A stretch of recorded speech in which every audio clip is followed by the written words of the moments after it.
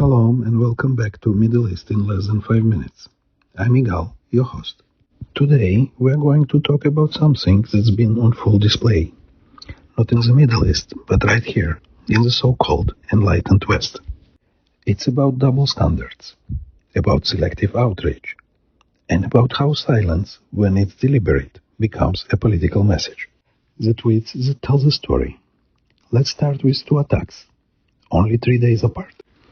On August 9th, 2025, a Jewish father is attacked in Montreal in front of his children. The Canadian Prime Minister Mark Carney calls it an appalling act of violence. No mention of antisemitism, no mention that it was a Jew targeted for being Jewish, just a vague act of violence.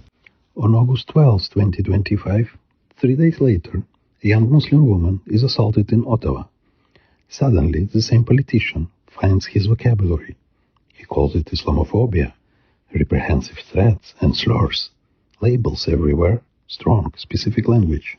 So let's clear something. The difference here is not that one attack was worse than the other. The difference is in what the politician chose to name. The questions that should be asked. When you apply double standards as a prime minister, what are you signaling to your country? When you name one act of violence but tiptoe around the other, what are you saying? Are you telling us that one type of voter matters more than another? Because when you identify Islamophobia but refuse to say antisemitism, you are not neutral.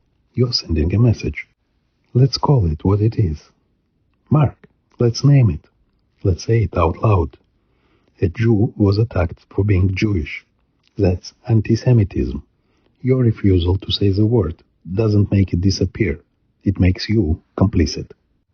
And when leaders do this, they're not just avoiding controversy. They're enabling antisemitism.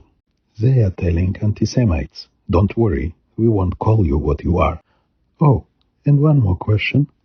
Given what we've seen in the UK and France, with Qatari cash buying influence and softening political backbones, people are going to wonder, are you, Mark, like your counterparts overseas, also on the payroll?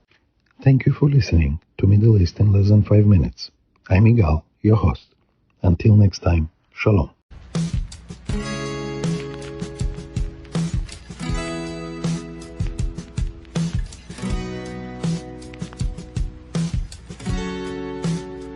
Uh-huh.